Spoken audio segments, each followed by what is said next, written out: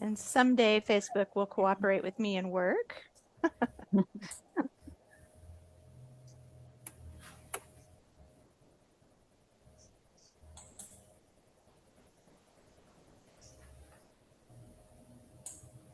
Okay, well.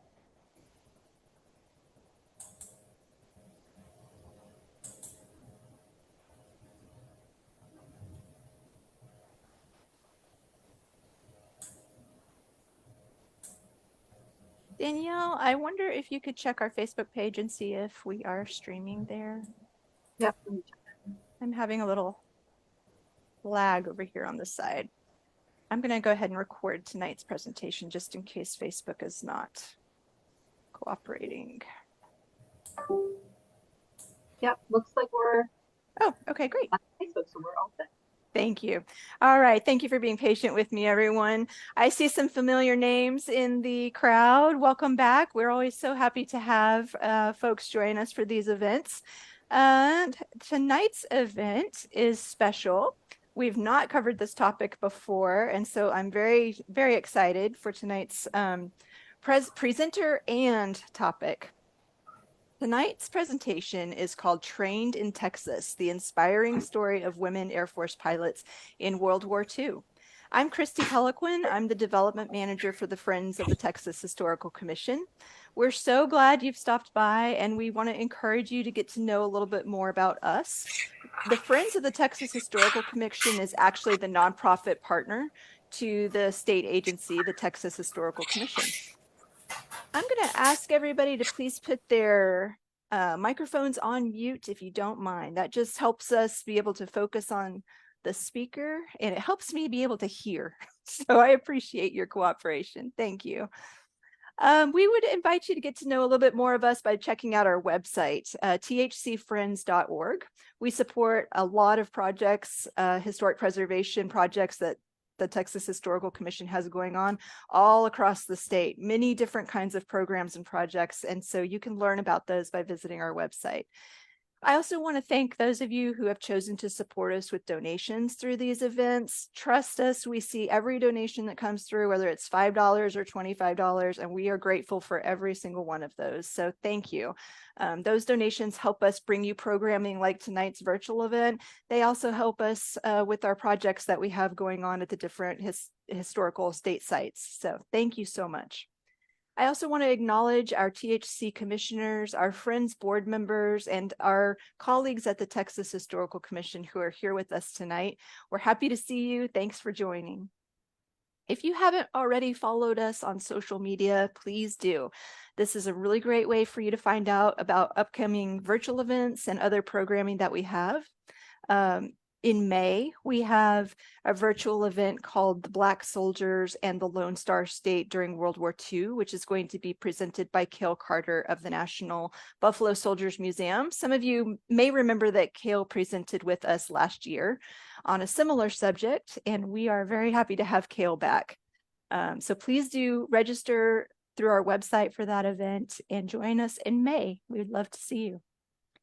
Okay, just a few housekeeping items before I introduce tonight's speaker. As you know, keep your microphones on mute. As I've said, that just helps everybody stay focused on our presenter. We will have a Q&A after Dr. Landdeck finishes her presentation.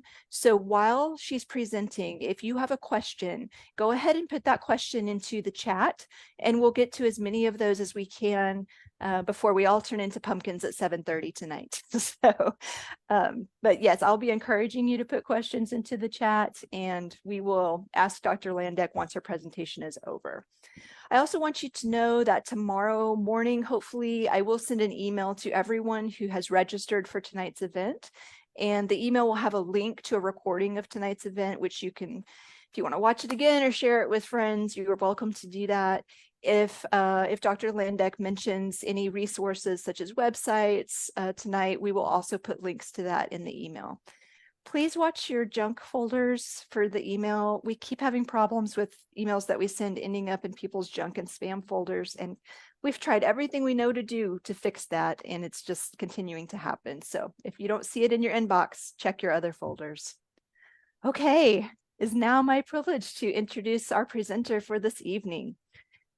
Author of The Women with Silver Wings, the inspiring true story of the women Air Force pilots of World War II, Katherine Sharp Landdeck is a professor of history at Texas Women's University, the home of the WASP archives. A Guggenheim Fellow at the Smithsonian National Air and Space Museum, a Normandy Scholar, and a graduate of the University of Tennessee, where she earned her PhD, Dr. Landdeck has studied the WASP for over 2 decades. She's the producer and consultant on several Emmy Award-winning documentaries and has appeared as an expert on NPR's Morning Edition, PBS, the History Channel, and the television series Mysteries of the Abandoned. Her work has been published in the Washington Post, the Atlantic, and Time, as well as in numerous academic and aviation publications. And Dr. Landdeck is a licensed pilot who flies whenever she can. Welcome, Dr. Landdeck. We are so happy to have you tonight. Thank you. Thank you so much for having me. And thank you, Christy and Danielle. And I want to thank Ed Lingle, who recommended me to you, which is fantastic. I see Sarah Page there in the audience as well. Hi, Sarah. Good to see you. So I'm so happy to have a chance to talk to you all tonight, and appreciate you coming out on a Thursday night. This is so fun. We get to do this from all over the state, and I saw somebody from Maryland and Arizona, and this is just so fun. So I appreciate your interest and the chance to talk about the WASP. So one of the things that Christy told me when we first talked about this was that you all like pictures, that you like lots of fun pictures. So I've got a little slideshow, and it's of pictures for us here that we'll just go through. And so I'll be a little box in the corner, I think, if we do it right. And we'll go from there. Let me get this up here. They made the box up here too high. Here we go. So give me just a second to get this started. There we go. Can you all see my screen okay? That looks great. Oh, good. Good. Well, I always like to start. Let's see if I could get this to. There we go. So I like to start with this picture because I think it is one of the WASP, John Seymour, told me that she said, Katie, you're now a part of the story. And that was really intimidating and humbling to hear. But I feel like the stories I tell about the WASP, as a good historian, you're supposed to be removed and supposed to be separate and objective. And I've really tried to be objective in the way I researched the WASP and learned about these women pilots. But I have to be honest with myself and anyone I talk to about them that they've really shaped my life. This is a picture of me from June of 1993. I wasn't 10, I was 23, but I was a brand new college graduate. I had just graduated with a degree in history and political science from Arkansas at Little Rock. And I went to an air show. I was working in Tulsa at Spartan School of Aeronautics. And I heard about this biplane expo up in Bartlesville, which is about an hour away. Couldn't get anybody to go with me. I was working at a flight school, and all these cute boys who thought I was a cute girl, and none of them would go with me. So I got in my little 1973 Super Beetle. No AC, of course. June in Oklahoma is a lot like June in Texas. It's not pleasant sometimes. But I drove up to Bartlesville, and it was the best thing I'd ever done. I went to this air show by myself, and when I talk to young people, especially, I emphasize the importance of doing things by yourself sometimes and not always having to take a friend with you. Because if I had taken friends with me, I would have left by the time this photo was taken. I waited until after the air show had happened, and I was walking around and looking in airplanes.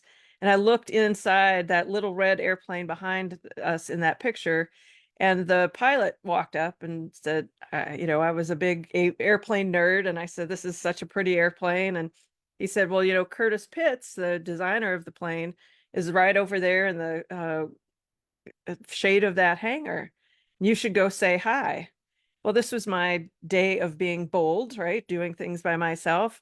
So I did. And I was very sophisticated, and walked up to him and said, "Mr. Pitts, you sure do make a cool airplane." Very, very geeky, very nerdy, but he was very kind.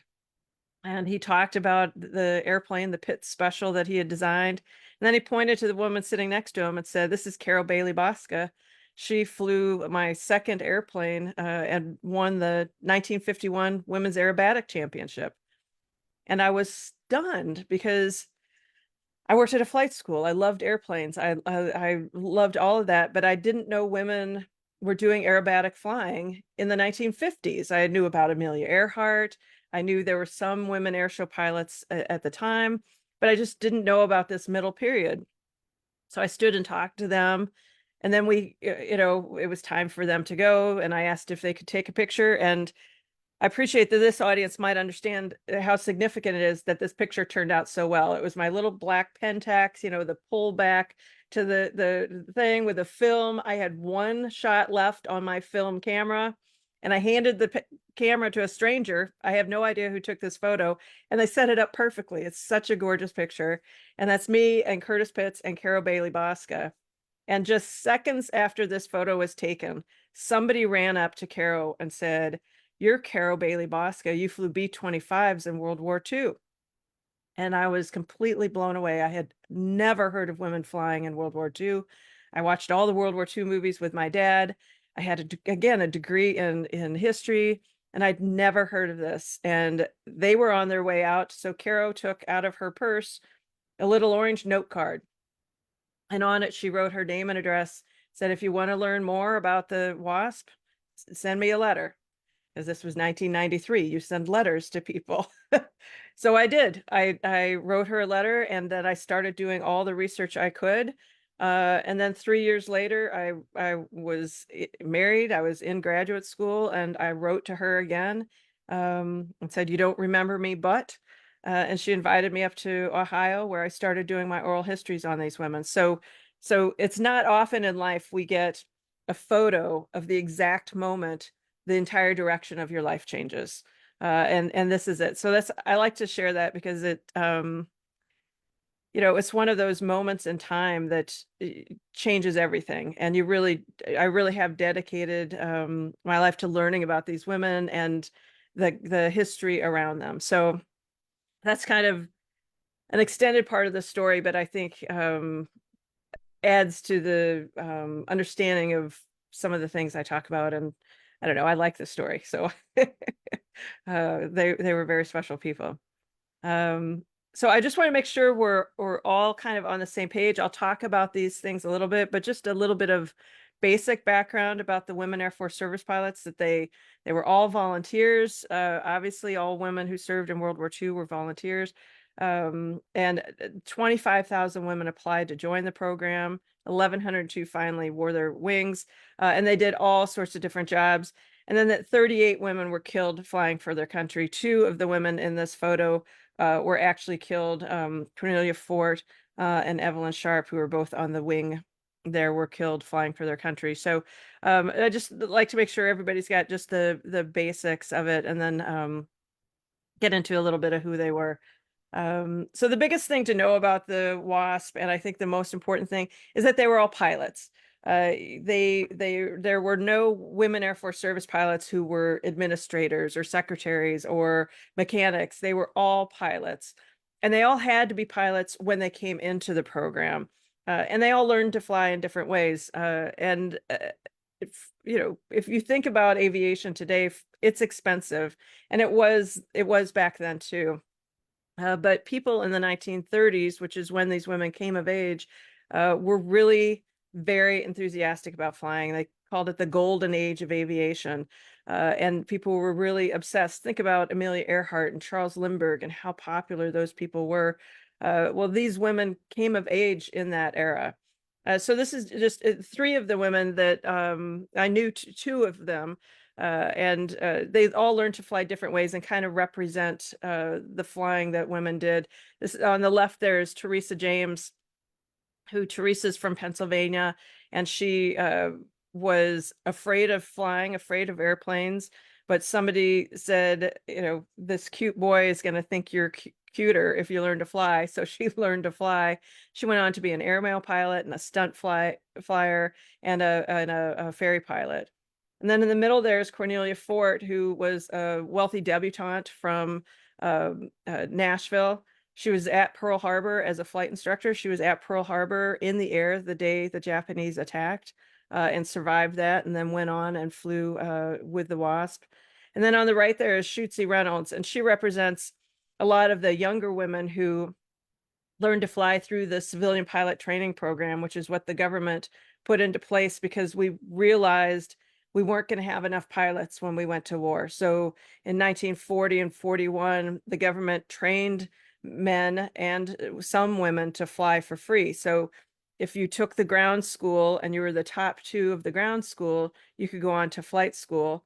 In every class of 10, they could have 1 woman. So Shootsy was one of those 1 women. She always wanted to fly, but she had no money. And so she was able to do that in that program. And in the end, about 40% of the women who became WASP actually learned to fly through this training program. So it was a really important program for society. And they did all sorts of different things. And I like these pictures. So this is Vi Cowden. Vi was from South Dakota, and she was tiny. She was this tiny little woman. She was about 5 foot nothing, just skinny as a rail, and so smart, and loved flying. And she was a 2nd grade teacher, right? Some of these women were pilots for a living, but a lot of them just had other jobs and loved flying. And this was what she did. She was a 2nd grade teacher up there in South Dakota. She found out about this program after the war started. She liked the uniforms. She almost joined the Navy because she liked their hats. That's what she said, but she found out about this, and so she joined on. This is a picture of her with Madge Minton, and kind of the tall and the short of it. Vi was very short, and Madge was not, and but they both trained. So lots of different types of women who came into it. I also want to point out that women were flying in Europe as well. You have women who are flying in England with the Air Transport Auxiliary. And I like this picture because, so this woman right here in the middle is Jacqueline Cochran, who will go on and be one of the leaders of the WASP. And she went to England. This is Pauline Gower, a British woman who put the women in England together. And Jackie went to England to learn how to put women pilots together in this way, working for the military. And then this woman here is a very famous woman pilot as well, who went on, was an airline pilot, and all sorts of things in the 30s. So you have all sorts of different women who are going to be doing these types of jobs. And they really did fight for the opportunity to serve. They were all pilots. They wanted to serve. And this is Jackie Cochran over here. She was a famous woman pilot in the 1930s. She was a big air racer in the late 1930s and early 1940s. She was president of the 99s, which was the all-women pilot organization formed by Amelia Earhart. So Jackie, as early as September of 1939, was writing personal letters to Eleanor Roosevelt and saying, we need to use these women. We have the opportunity to prepare. We need women to serve as pilots. And she never advocated combat pilots, but she wanted women to have the chance to fly and to serve. And then this is the other woman who led these WASP. This is Nancy Love. And Nancy Love was a prominent woman pilot. She didn't do the air racing, but she did a lot of test flying. She test flew the first tricycle landing gear plane, right? When you get on a plane now, the nose, you've got the nose wheel and then the 2 behind it, and it's kind of, you walk on straight and you walk across, where all the planes in the 30s were tail draggers. So you'd have to get on and it'd be a big slope. And they innovated that in the late 1930s, the tricycle landing gear, and Nancy was one of the test pilots of that. She did a lot of great flying, and she too advocated for women having the chance to fly. And so both of them were able to push forward and make this program happen. And it wasn't just the government saying, oh no, let's have women fly. It was these women advocating, saying, you need more pilots, and we have these women who are ready to serve. The first place that they were able to serve was as ferry pilots, because you think of Rosie the Riveter, right? You think of World War II, and that's one of the images you think of, is all these factories building all these planes and these different material goods for the war. Well, if you've got a factory in Dallas, or you've got a factory in Detroit or Omaha, those planes have to get to the different coasts, because of course we're fighting a two-front war, to those points of embarkation. So you had to have pilots fly those planes. Well, we had so few pilots, we really needed all our pilots at war. So they gave women a chance to come in and serve as ferry pilots initially, first with really light trainer aircraft, and then eventually with even more. I've got this picture. This is the 5th Ferrying Group, which of course was based in Dallas. So if you go to the Frontiers of Flight Museum down in Dallas, or even Love Field, they have displays about the 5th Ferrying Group, and the women ferry pilots were down there as well. So they flew everything, again, initially from the very beginning. It was very light trainer aircraft, and then they expanded on to the most sophisticated aircraft of the day. This is a P-38, which is an incredibly difficult plane to fly. This is a P-40, and this is Teresa James. This is the one that I showed with the airmail pilot. This is Teresa. She went on and flew these jugs, the P-40s, throughout the war. You know, she was a florist by trade. Her family had a florist shop. They still have a florist shop in Wilkinsburg, Pennsylvania, and here she is flying these big, heavy planes. So they start that program with women ferry pilots, and they start with really highly experienced pilots. They had to have over 250 flight hours. They had to have over a 200 horsepower rating on the planes that they could fly. And there just weren't that many women, or men for that matter, who had that kind of experience, that kind of flight training. But they wanted to have more women serving in these roles. So they started recruiting women to learn how to fly the Army way. They all had to be pilots. In the beginning, they had to have a high number of flight hours. It changes over the course of the program as there's fewer and fewer people out there with a lot of flight time, till it got all the way down to 35 hours. But the women that were first recruited went to Houston. And some of you, I noticed, are from Houston or from that area, and you understand about the weather a little bit down in Houston, right? It's these women used to have a song, the fog rolls in, the fog rolls out, and we all go home, because they would spend so much of their time waiting for the weather to clear. They flew out of the Houston International Airport there, Houston Hobby now, and you know, it was them in these, you could see the little planes behind them, this kind of hodgepodge group of planes. You can see they don't have any uniforms in the beginning, and they're taking off behind Braniff Airlines planes, and then they'd go out and take off on their little planes, doing this flight training to learn to fly the Army way. It was a bit ragtag. It was a bit, I'd say, discombobulated. But they spent the first several months, and this is in September, this is in the fall and winter of 1942 and 1943. They spent that time learning how to do this, right? Learning how to have housing for women in the military, learning how to train women pilots, learning how to find them uniforms, because all the efforts of the country, of course, were getting men into the air, getting men into combat, and figuring out what to do with these women. So the first 2 or 3 classes trained there. This woman right here in the middle, this is Dora Dougherty, who you'll see again in a little bit. She was from Chicago, but came down to Houston to fly. And they graduated the first couple of classes down there for the training.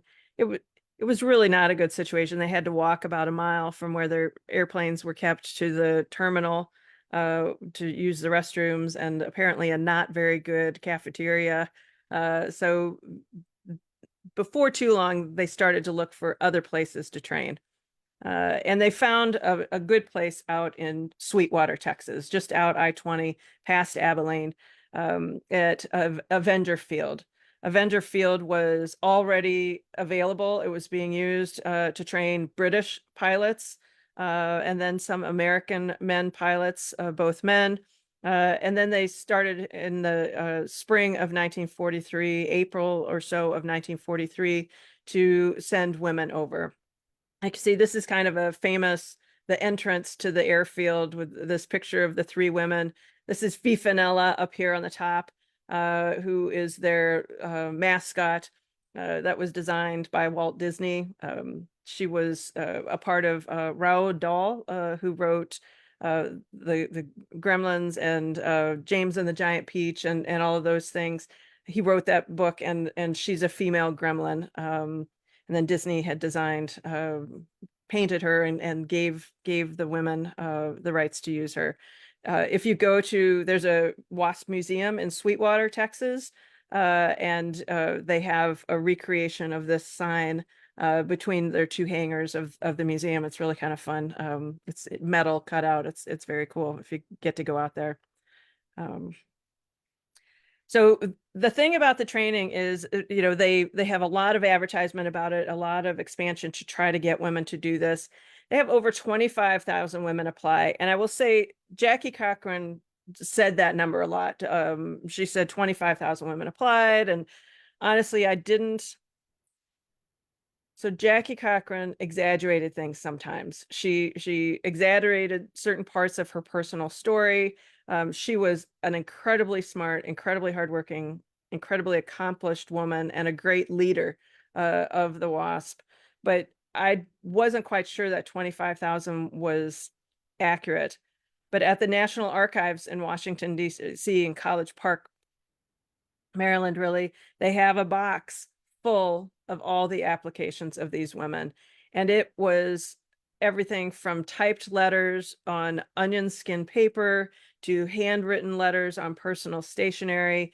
Women, everyone from 45-year-old farm wives in Iowa to 17-year-old high school girls in Texas, all wanting to fly. And again, these are women who came up in that golden age of aviation, who believed in Amelia Earhart, believed in Charles Lindbergh, had heard about all these stories, and they wanted their chance to fly and their chance to serve. Now, when you get a huge number of people who apply, you get to be very picky about who you choose. And so Jackie Cochran chose the best of the best. 1,830 women were chosen. And one thing I was able to discover in my work, over 80% of those women had at least 2 years of college. That's at a time when only 4% of American women had college experience. They weren't all wealthy, but they were all smart, and they were all incredibly, incredibly hardworking. They went through the training. They were technically civilians working for the civil service for a time, and they went through the training there at Avenger Field, following the exact same training program that the men did, who were training, the cadets that were training in other places. So they had the calisthenics, and I love this photo. A lot of the WASP events were, they worked to publicize it, right? Life magazine came out, Look magazine came out, and did stories on these women. And so in the early photos of the women doing calisthenics, they're all just wearing their own stuff, and they look really ragtag. Some of them are wearing saddle shoes, some of them are wearing sandals. They're just in everything. But once the publicity was coming, they all got these uniforms that matched so that they could look sharp, they could look precise. But they also did ground school. They learned math, engines, Morse code, which most of them hated. They learned all these different things, weather, military protocol. And then they also learned work in a Link Trainer, which is basically an early simulator of the day. That's Hazel Ong-Young Lee. She was one of 2 Chinese American women who were in the WASP. There were a couple of Native American women, Indigenous women, and a few Hispanic women, but otherwise it was all white group. This is a time when the armed forces were segregated by race. You think of the Tuskegee Airmen, the all-black flying group. And there were Black women who applied to this, Black women who had gone through the civilian pilot training program, who were qualified, and they were turned down because of their race. And of course, they couldn't be Tuskegee Airmen because of their gender. So those Black women pilots who were qualified really were in that in-between space where their race and their gender worked against them in both of these groups. But lots of women got in. So I've just got kind of a series of kind of some fun pictures here. They trained there in at Avenger Field and had barracks, military barracks, all of those things. And as you can imagine, it soon came across to the different bases around the area that there was an all-women pilot base there at Avenger Field near Sweetwater.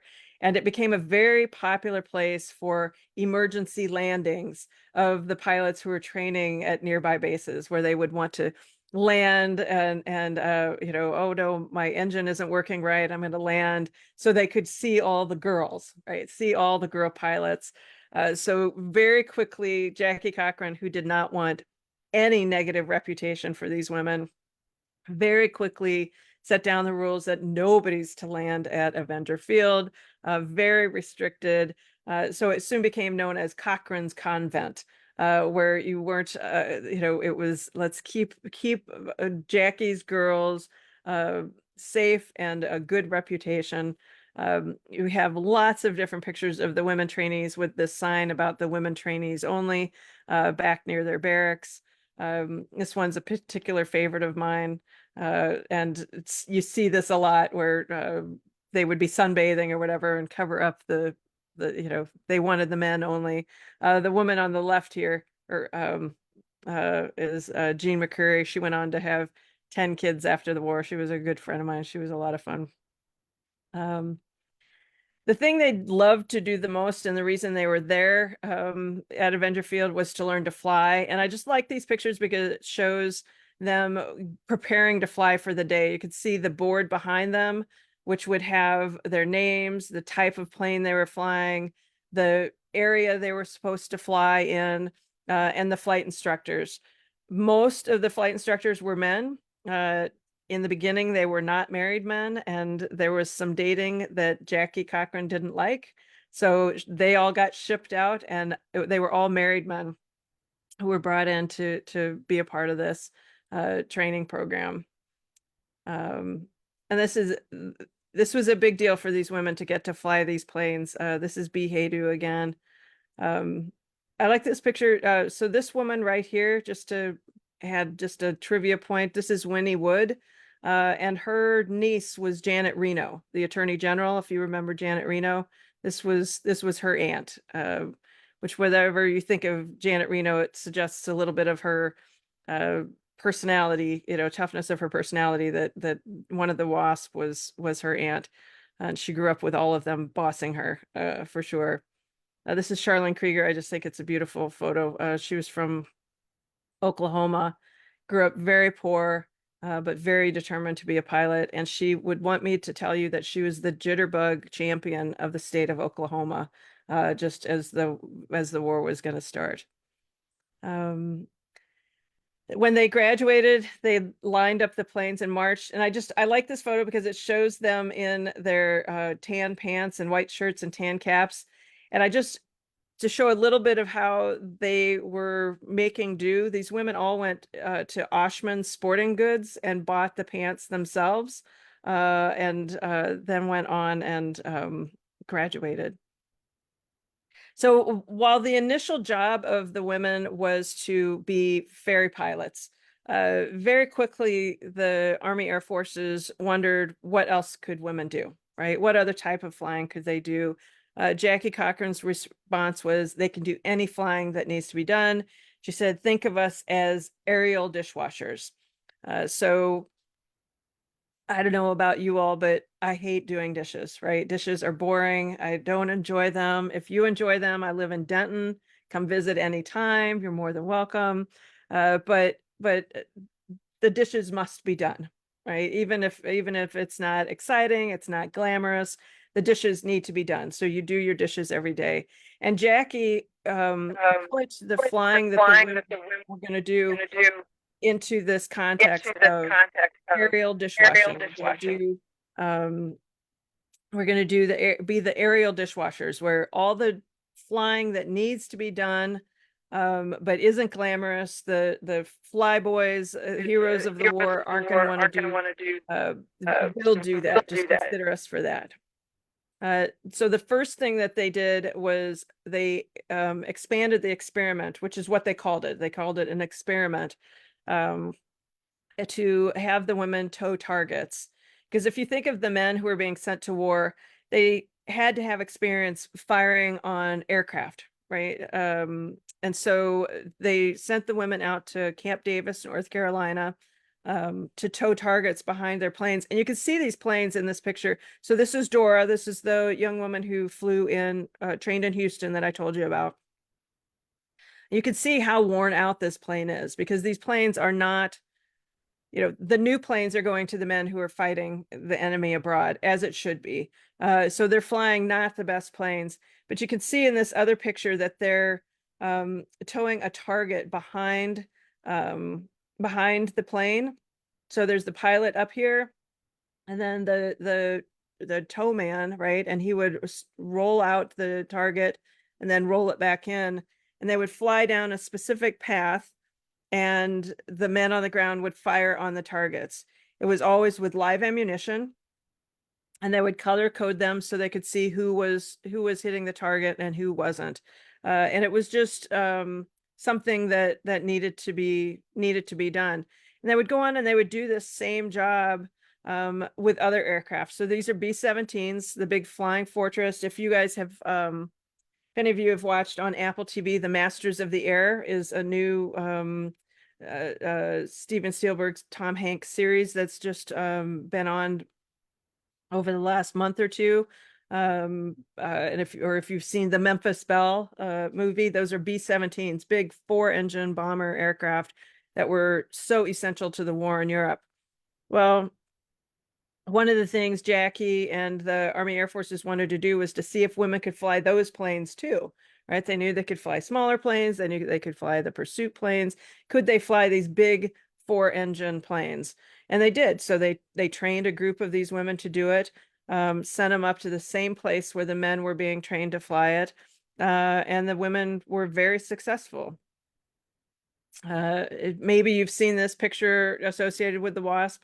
They've got this plane behind them called Pistol Packin' Mama, which was a very popular song at the time, which is why it's done. You can see they've got Fifanella on their leather jackets there, the parachutes in their hands, and they're wearing the cold weather gear because when you go up to altitude, it gets cold.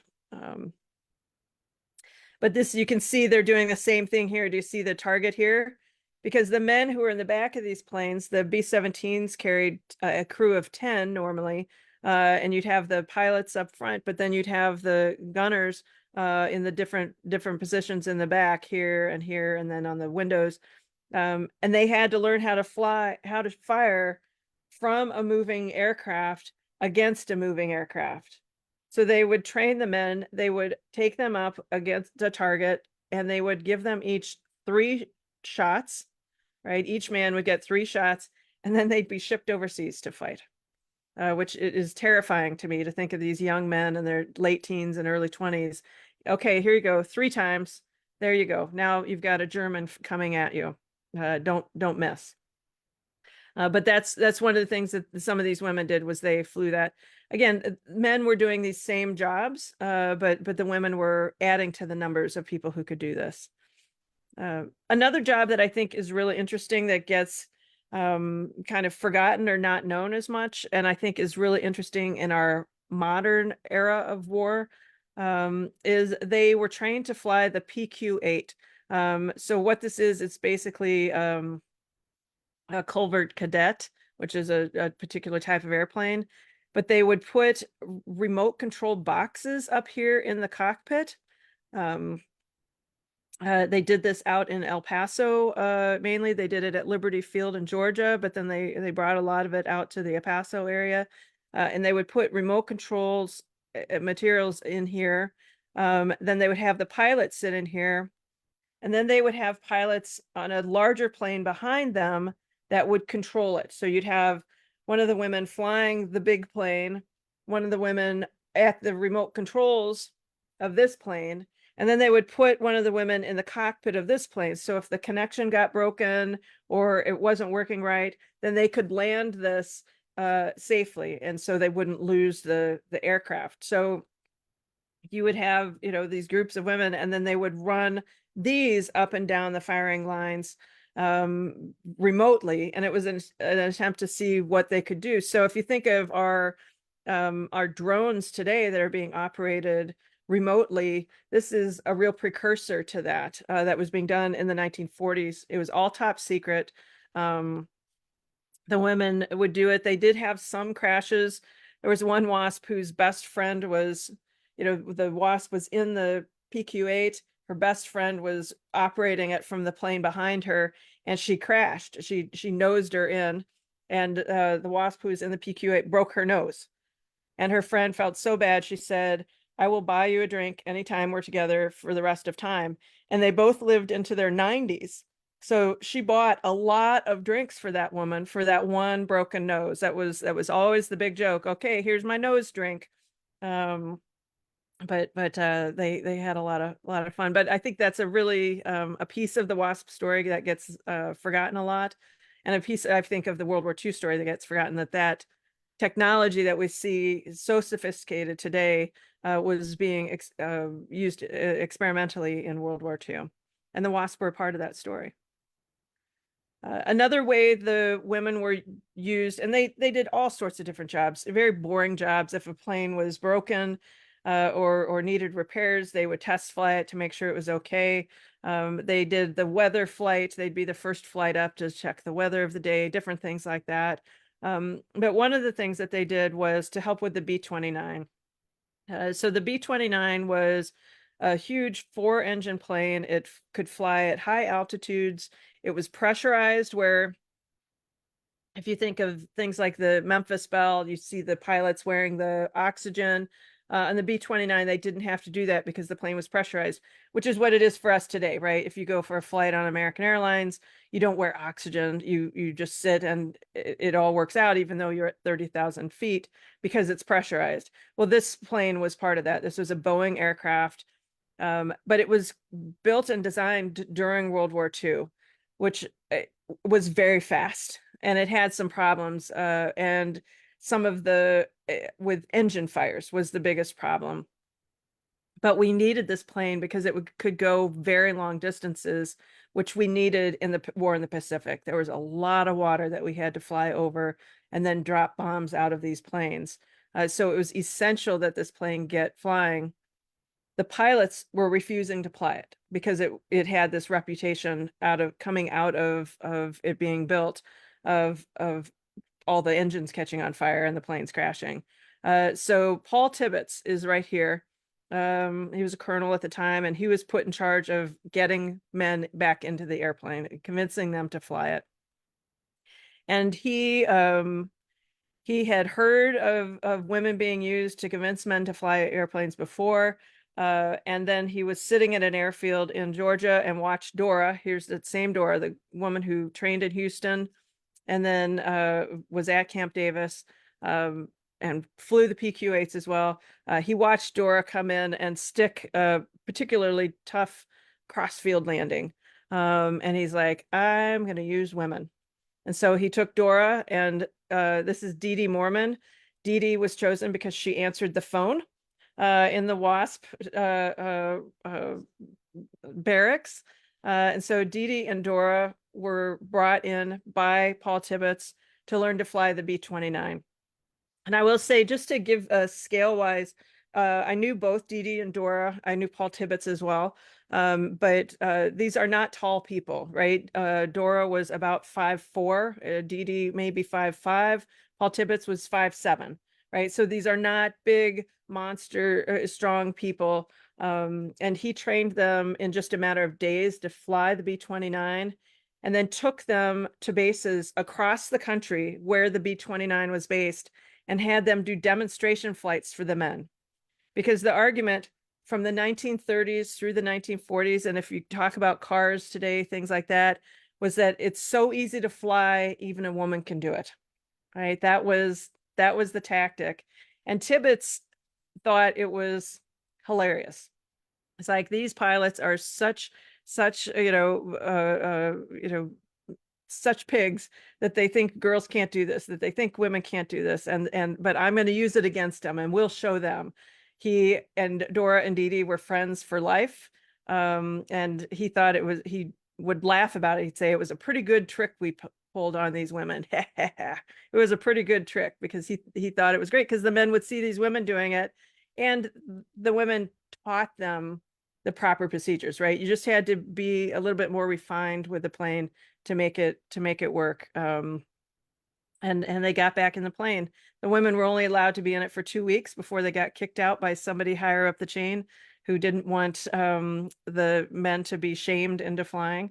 But it did its job. And you could see Tibbets had the plane painted and named Ladybird, and put Fifanella on there for the tour, which was an extra recognition of the women for sure.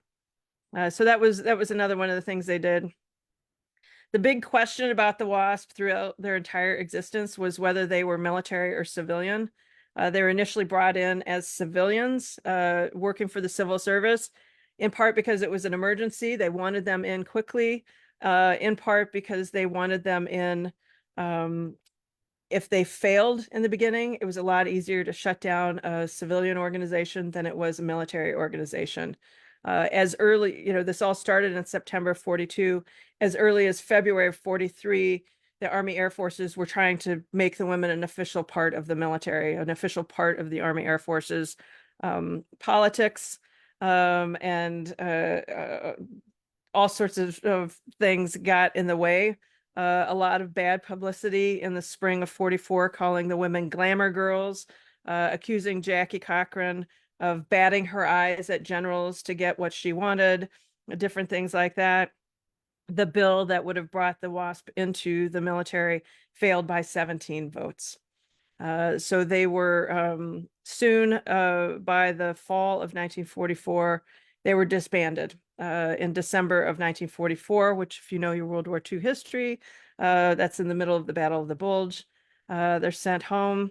This is Dee Dee Mormon, who flew the B-29, happily married to another pilot. This is Bee Haydu, who we've seen many pictures of, got married, had kids, which is married a pilot, kept flying. But this is what a lot of the women did. They got married and had families. But others wanted to keep flying. She's a skywriter. This one had her own flight business. Some others. This is Carol Bailey Bosca, and this is the Pitt Special that she flew. The woman that I met in 1993. The thing about this aerobatic championship is she won it, the aerobatic championship, and that same day she went up in this Piper Super Cub and won an altitude record in the Cub that held until the 1980s. This is her friend Caddy Landry Steele, who was in the air show circuit with Caro. And this, I always show this picture just in case anybody in the audience knows jets or knows aviation. This is a JATO. This is a jet assisted takeoff from 1951 that Caddy strapped a jet to the bottom of a Waco biplane and took off as a stunt in the air show, which is impressive for sure. A lot of the other women kept flying. They did air races. It was very expensive though, so only certain women could do it. This is Jackie Cochran, who continued flying, continued air racing, and then in a Lockheed F-104 became the first woman to break the speed of sound. And yes, that is Chuck Yeager, who was on her wing. Of course, he's the first man to break the speed of sound, and Jackie holds that record. One of the things the women did in the late 60s and the early 70s was they realized they'd been forgotten, and the 38 women who'd been killed had been forgotten. So they started a new effort to be recognized as veterans. This is a parade here in 1972 in Sweetwater when they went back wearing their uniforms. This picture here, this is Beheadu, but this is General Arnold's son, Robert Arnold. And this here is, in case you recognize him, that is the Senator Barry Goldwater, who was, one of two senators who voted against the Equal Rights Amendment Act, all of these things, is a father of modern conservatism. But he was a huge advocate for the women in their fight to be recognized as veterans, because he had been a ferry pilot in World War II. He knew the work the women had done, and argued, if I'm a veteran, they're a veteran. So he was a huge part of it. This here is is Dora Dougherty here, the one who was from Chicago, trained in Houston, flew at Camp Davis, flew the B-29. She testified. She went on and got her PhD in human flight engineering and worked at Bell Helicopter there in Fort Worth for a couple of decades. And she testified before Congress to get the women they're recognized as veterans, which they were in 1977. They then went on to do air shows across the country, just visiting air shows. This is where I did most of my interviews. Here's little Vi Cowden, the school teacher. This is Shootsy Reynolds, the one who trained through the civilian pilot training program. This is Dawn, who was on the B-17. This is Caddy, who did the jet assisted takeoffs. Caro's not in this picture because she was off hanging out with friends. That's what she did all the time up at Oshkosh. In 2010, the women were granted the Congressional Gold Medal for recognizing their work during the war. Over 300 of the women attended the event in Washington, D.C. They did not expect that many, but they did. I took this photograph. I was lucky enough to be there. And in 2014, we put together a Rose Parade float for the women and their legacy. These women that are walking alongside the plane, or excuse me, alongside the float, are some of the first women to get their military aviator wings in the 1970s. This is, the first through 15th naval aviator wings for women, and Air Force. And we had representing, and then on the other side of the float, we had all the way through a woman who had returned from Iraq just the year before. And then we had 8 WASP who were riding along on the float. It was really inspirational because people would stand and give them a standing ovation once they realized who these women were and what they had done during the war. It was brought tears to your eyes. And finally, in September of 2016, we worked to get the women back into Arlington National Cemetery. They had been in Arlington, and then the Secretary of the Army runs Arlington National Cemetery. The way the bill was written to recognize the WASP as veterans, they were veterans for the purposes of the Veterans Administration, which the Secretary of Army said made them ineligible to be in Arlington. So we worked and had a bill specifically written admitting them back into Arlington National Cemetery. This is Elaine Harmon. She was actually my first oral history that I did in 1996. And I was very proud to work with her family to get her into Arlington. The WASP were very aware of the fact that they had been forgotten for many decades and they wanted to be remembered. So in 1993, they designated their official archives at Texas Women's University up here in Denton, Texas. I was fortunate enough to be the first researcher to use those archives in 1996. They had one collection and have been incredibly fortunate to be a professor there since 2002, which means I get to walk across campus and use those archives right away. So thank you very much for letting me talk about them and tell you a little bit more about the WASP. And I'm very happy to answer any questions you might have. Thank you so much, Kate. And if you're trying to hurriedly jot down her email address and her book title, do not worry. We will put that in the email that we send out tomorrow. So thank you. I And I will say the book, I go through the 1930s all the way through to that Arlington, and follow some of those women like Teresa James and Dora, and a couple of others that I kind of follow them through the whole story. So you get a good idea of it. It's more of a nonfiction narrative than just facts. So I think it's a little different. Love that. More storytelling. I try to. Mhm. I mean, the stories are incredible. So that somebody like you came along and has spent the time to help us connect with these stories Yeah. is so impactful. And Well, thanks. I feel very fortunate. It was one of those. I mean, if I hadn't gone to that event by myself, and if I hadn't stayed and talked to her, I don't know where I'd be. And I'm so grateful that I had that opportunity. that one moment of being brave and Right. yeah, change your life forever. We do have some questions. So Sure. let me see if I can I'll get let to you the be in charge of top. those. Yep. Sounds good. I will fly this plane. Oh, I wanted to tell you that I don't have plane earrings, but I did wear my bird earrings I for did see today. those earlier. I thought they're very appropriate. Very good. I like birds too. Okay, so let's see. Um, what about salaries? So there's a couple questions in the chat about were they paid, how much were they paid, all of that. Yeah, no, I think that is a really good question. So um um they were paid civil service wages, so they're paid a little less than the men. There was an effort to get them paid the same as the men trainees were getting. I think one of the pieces that even once they got their pay about the same, they had to buy their own uniforms, they had to buy their own jackets, they had to buy their own things. And they didn't have insurance because they were civil service, not Army Air Forces. They didn't get insurance. So those 38 who died, their families got a $250 civil service death benefit, where some of the women died with men pilots, right? With Czech Army pilots that were with them.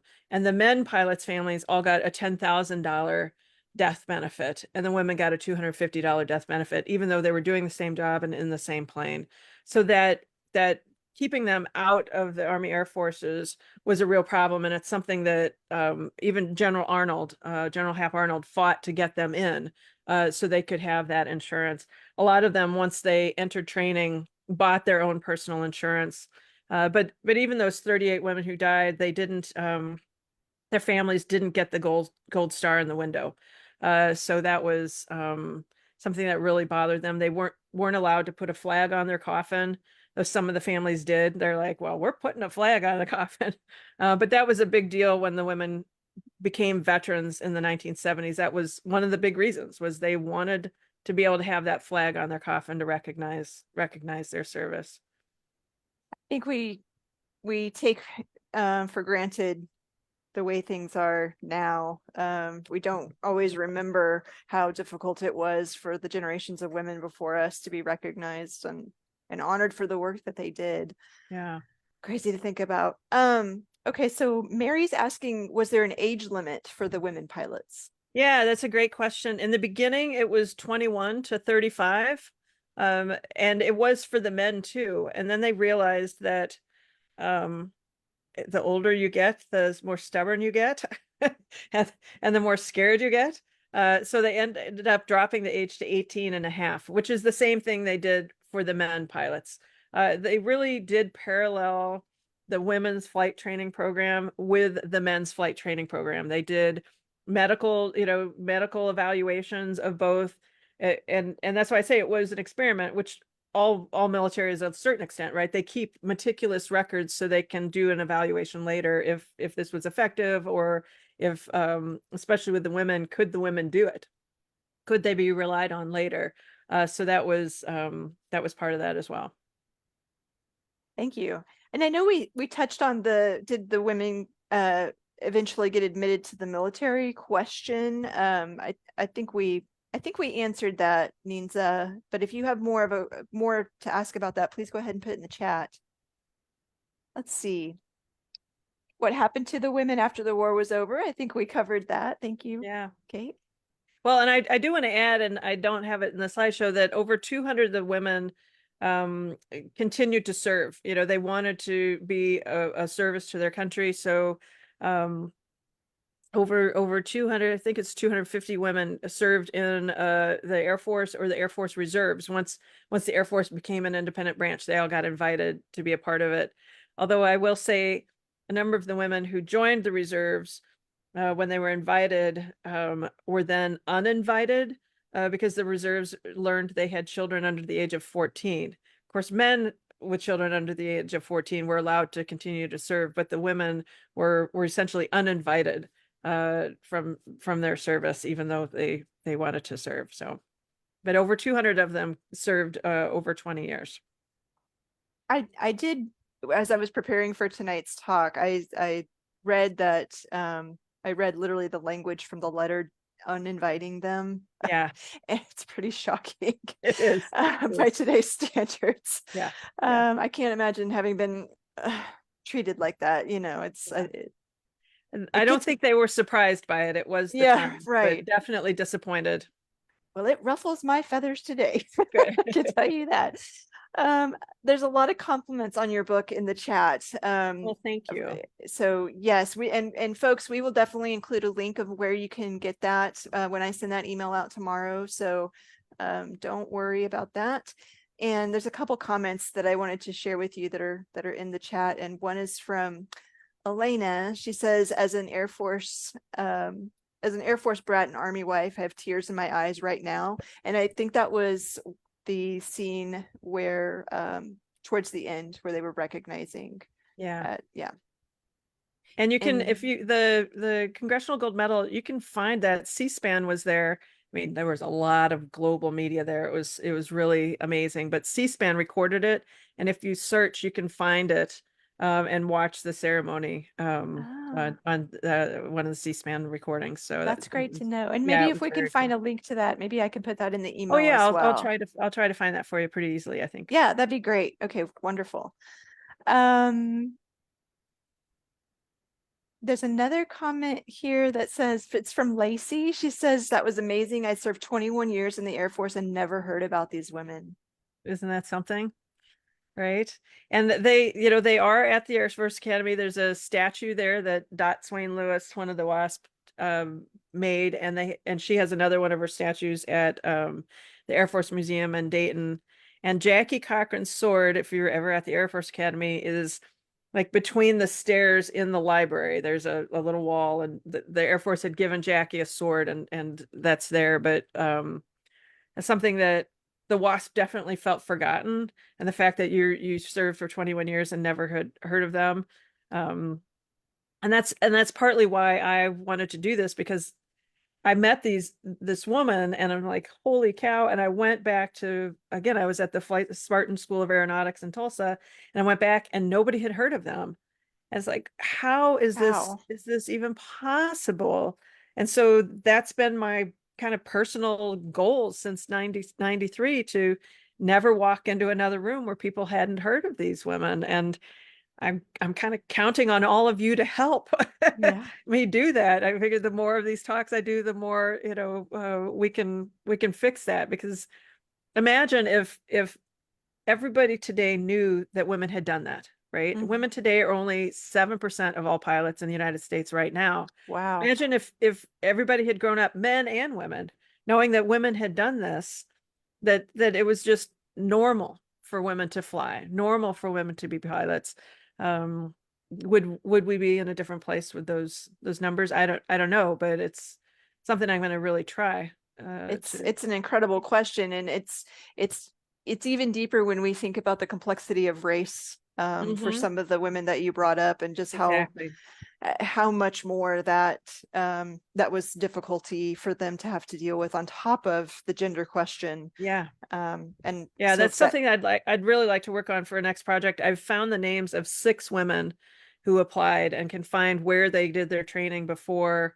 But it's finding them in the historical record, because their papers aren't saved because they didn't do, they weren't a part of this or a part of the Tuskegee or something like that. So I think that's something I'm trying to recover their story, I guess. Okay, well, we want to have you back and hear about that. Okay. I'll let you know if I can do it. Okay. It's hard when people disappear. in the historical record. Exactly. And at the Texas Historical Commission, we have a set of historical markers called the undertold historical markers. Yeah, And I love that. a lot of research has to go into Mhm. discovering the stories, and the locations associated with the stories and the Mhm. people that may still be living associated with the stories. So we definitely understand the challenge, and also appreciate the work. So there's a question from Donnie about the museum, the Wasp Museum in Sweetwater. Is that still open?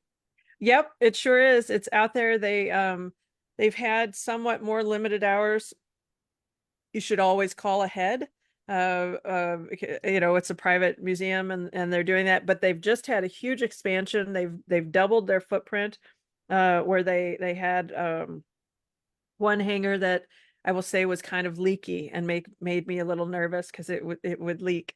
But they've built a beautiful new hangar that they've got all their exhibits in, and they now are associated with different groups that have airplanes. So they do what they call a homecoming every year, where they bring a lot of the WASP families in, and they have a big air show and things like that. But I know in the winter they also have a big run to fundraise for the museum and things like that. So yeah, if you get out to Sweetwater, you can go, and um, it's actually quite poignant. I've been there. A number of the WASPs have chosen to have their ashes scattered on the field that was the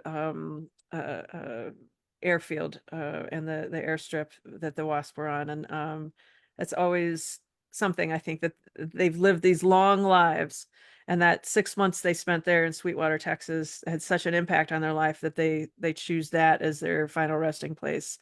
It's Yeah. very sweet. So core to their identity. Yeah. Exactly.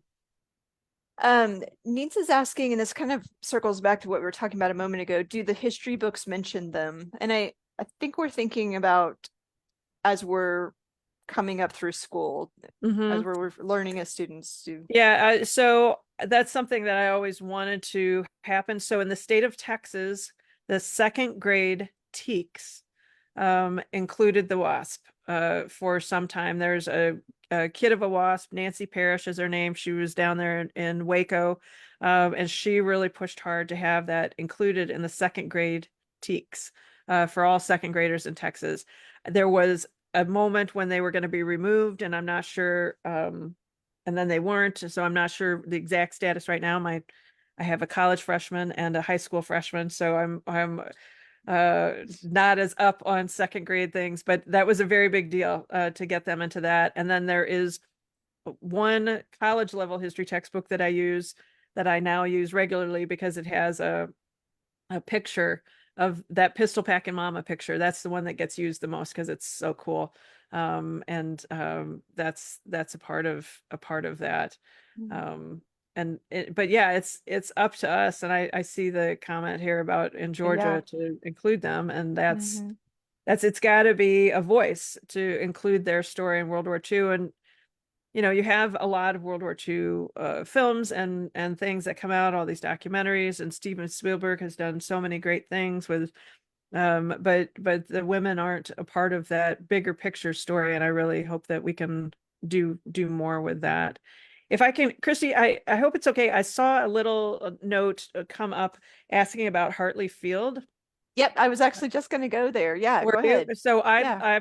I live a block from Hartley Field. I'm actually part of a neighborhood group called Friends of Northeast Denton, and we're trying to save Hartley Field from a developer has bought the land and wants to put 1,800 homes on Hartley Field, where the old hangars are still. So if anybody knows, we're trying to find historical reasons to keep Hartley Field, and we have some. So I noticed somebody said Ed McMahon trained there, and that's a name I haven't heard associated with it. So if that was you, if you could reach out to me, I would really really like to talk to you about Ed McMahon training at Hartley Field, because that's so Cheryl, when I email out tomorrow, I will include Dr. Landdeck's email address with her permission, that'd be and great. maybe y'all can connect. I think that would be That'd be great. Yeah, that would be fantastic. I saw that. I'm like, wait a minute, that's Yeah. personal and professional combining. That's the Save best way to Hartley Field. We're All trying. right. We're trying. But I didn't mean to interrupt. I just saw that No, and you're wanted to be good. sure to You're wanted to good. be sure to hit So that. this next comment's also by Cheryl. She says she read a book about women ferry pilots in England, and the point of view character also served as a spy. Was this a possibility for the U.S. women pilots?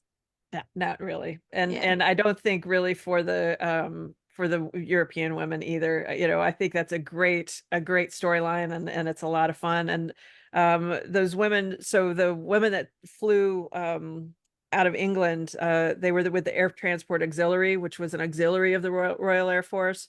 There were a lot of men who served too, but you had women from something like 28 different countries who served, Polish women that served, Australian women that served.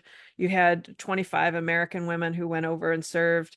Um, and they, you know, ferried planes within England, and then eventually flew the planes across to France, that needed to be moved from different field to field, and did a lot of good work. I have studied them a lot and have not heard of any that were actual spies.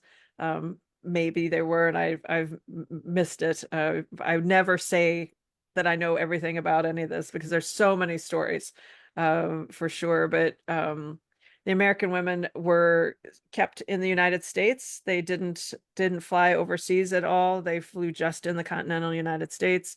Though there are a couple who say they went to Canada and Puerto Rico, and you know, so they expanded a little. But um, they one of the flights that they did was they would fly up to Montana, and the Russian women pilots would come and pick up the planes. And well, men would take them to Alaska, and then the Russian women would come to Alaska and take the planes that we were sharing with the Russians, with the Soviets, over there. And then those are the planes that they flew. So that was something they really were proud to do. So we've got pictures of some of these women with planes with Soviet markings, which is kind of fun. And I did see a note about the photographs. So a lot of these photographs were things that the WASP gave me personally, right? The one with Winnie Wood, Janet Reno's niece, she gave me those photographs. Some of the others were personal donations, but a lot of photographs, something like 10,000 or more. I know of 10,000 at least that were digitized, but it's many more now, are on the TW website. If you go to, and I'll share the link with Christine Danielle, but the TW library holds the WASP archive. So if you just go to twu.edu and go to the library, the woman's collection, you can find the WASP, and then you can search and look at all these pictures. I mean, tens of thousands, because the WASP, once they decided this was their archive, then they started donating their scrapbooks, and they donated, right, all these things. And as we've gotten, you know, in the 90s, it was, you had to go and you had to look at the scrapbooks. But as we've reached, you know, the current times, they're digitizing all of these photographs. So it's just so fun to just sit and look at them. And you can look up just Sweetwater, Texas in a search and look at all the training they did in Sweetwater. You can look at all the different bases they served at in Texas and then across the country. So it's just a lot of fun. They're all gorgeous and smart, and it's so fun to look at these very young women with these really fantastic airplanes. If you like airplanes, these are some of the best ever made. Yeah, they're flying the new planes from Texas to Europe for the pilots. Nope, they never went to Europe. They would fly to the coasts, and most of the smaller planes would get basically shrink wrapped and put on ships, and taken over the pursuit aircraft on boats. But things like the bombers, the WASP could fly them, and the WASP didn't fly the bombers as much as ferry pilots. They did some, but not a lot. But then men would take them across to England. There were two women who were given a chance to start to do it, but they were stopped in Newfoundland because it was such a risk, publicity wise. If women got shot down flying overseas, then the fear was the Germans would say, look, you're so desperate, you're letting women do this type of flying and things like this. I think it was a huge mistake, but I'm very Yeah. opinionated on it. But Um, that's that they just stayed in the continental United States. And sometimes people say that and they're mistaken, and I hope that you will correct them if they're wrong. she's the authority. I am. It's okay. I am. Um, Mary had asked, how did the WASP compare to women in other parts of the armed services? I think that's a great question. So, you know, you have the Women's Army Corps, you have the Waves, which is the Navy, you have the Coast Guard SPARs, you have women who are serving, you have women Marines who are serving in these different military positions. I think, you know, their naysayers would say, well, the WASP could quit at any time, which is true. They absolutely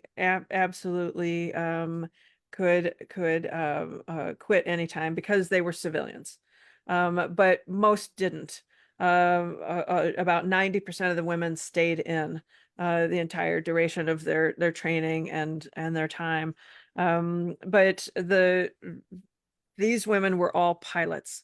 Where if you were in the WAC or in the Waves or whatever, you didn't really know what job you were necessarily going to get. You could be moved around, you could do these different things, but all those women got benefits afterwards. All those women got the GI Bill and were eligible for those types of things, where the WASP, even those who served for the full 2 years, did not get the GI Bill, did not get veterans preference. A lot of them had jobs in air traffic control towers and different things like that, that they lost because they didn't have those veterans preference points, even though they'd served. Dora, the one who flew the B-29, she went back to college at Northwestern, and she'd been on military bases for 2 years. She'd been flying, you know, all these great airplanes and doing all these things. And when she went back to college, she didn't really fit with the other co-eds, right? With the other, you know, young women who'd stayed home and done things, but not that. And she tried to join the veterans group, and they wouldn't let her, because she, you know, she was, I'm sorry, my battery's not charging. Oh They no. wouldn't let her join. Well, Uh, if your battery lasts 10 more minutes, we'll be good. okay. Because we're at 7:20 now. Right. I did want to tell you about a comment that's in the chat from Kelly. She says, as a retired Air Force female pilot and Air Force Academy grad, I thank you for your efforts. I was fortunate enough to meet several of these heroes over the years, and I wear the Fifinella tattoo with pride. Oh, that's fantastic. That's great. I appreciate that. I think that's so fun seeing people with that Fifi tattoo. It means a lot. And we're gonna try to get to these questions, as many as we can, before we have to close tonight, or before Kate's battery on her computer dies. But if we can't get them all, you can send them to me in an email, and I will pass them along to Dr. Absolutely. Landdeck. So let's see. We've talked about the pictures. Elena's asking, since the anniversary of D-Day is coming up, are there any women represented there? I have not heard of any of these women pilots being represented there. They have been in the past at some of the World War II memorial stuff here in the United States, but I have not heard of them being a part of any of that. And of course, they didn't fly overseas. You know, there were nurses that were overseas, and flight nurses that were overseas, but the WASP were here in the United States, so they often get for, you know, not included in that. Mm-hmm. And then Linda's asking, do you have any funny short stories relating to these wonderful women? Well, you It's know, probably in the book. it is, and there's so many. I'll tell you, I wrote 300,000 words and in the first draft, and the book itself is only 100,000 words. So that shows you how much I cut, out. Sorry, I'm trying to, my plug is not working right, so it keeps charging and then not charging. Are you worried maybe we should wrap up? No, I'm just gonna, it's okay. It's We're gonna okay. roll with it. We're gonna roll with it, and if I All right. disappear, I'm very happy to have been here. Okay. But yeah, I mean, there's so many funny stories, and the wartime stories, the post-war stories, I think. And I saw a question about reunions. They did have reunions right after the war, and then they kind of stopped as they all got busy having families, and then they got back together in the 70s. And the stories that they told at those reunions were hilarious, and they stole each other's stories. They lied about their ages. Teresa James, her gravestone is 3 years younger than she really was because she had a younger husband. They just had so much personality. They were very stubborn. They were very smart, but they loved flying those airplanes, and they were um, so competitive about the planes that they flew. And they always wanted to fly higher and faster, and um, it was just fun. They were fun women, and they they were just fun. I was so privileged to know them. It's such a great question. And I like to think about how later after this Zoom call, you're going to think of like 10, 20 different little stories. I am. That's what would happen to me. Let's see, we've got time for maybe one more question. Let me see if there's a question from somebody that we haven't. Donna is asking, did women hold reunions?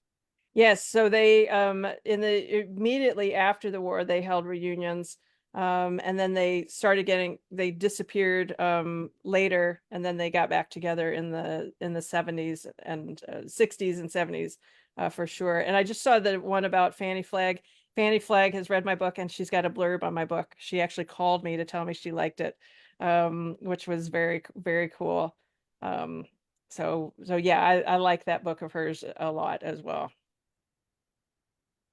I wanted to mention somebody was asking if I could pull a transcript from this, and I'm not seeing a way to do that. I will try to do some more research after this, after we close out tonight. But So my experience is if you put it on YouTube, and then YouTube will make you an auto transcript. There we go, and we are That's going to what I get these do. uploaded to I use Zoom YouTube. to teach, and so that's what I do. Perfect. Okay, but FYI for the person who asked that question, it's probably going to be a couple of months before we get this on YouTube. We have an intern coming in the summer who's going to help us load all these on YouTube. So Cool. please bear with us, but we will get there eventually. I am so grateful to you, Dr. Landdeck. This has been inspiring, and it's been an honor to learn about these women. And I'm grateful for you being here tonight, but also just for the work that you do in general. So thank you so Well, much. thank you so much. And thank you so much, Christy. And again, the whole Friends of THC, and the work you all do is really important. I teach public history. And so I've talked about and witnessed your work and teach about the work that you all do. And I appreciate you reaching out and inviting me. And I'm very much grateful for you all listening to these stories and learning about these women. And hopefully helping me share their stories beyond our group tonight. I really appreciate Absolutely. it. Thank you so We will much. all do our best to make sure their legacy lives on. Thank you. That makes it all worthwhile. Thank you so much. Folks, thank you for being here tonight. Watch for my email tomorrow. Again, don't forget to check your spam folders and if you don't see it. And please go to our website, thcfriends.org, and register for our May event. I would love to see you at that one as well. And hopefully someday in the future, we can have Dr. Landdeck back to tell us even more stories. So I would love to. Thank you so much. have a good night, everyone. Thank you, everybody. Bye.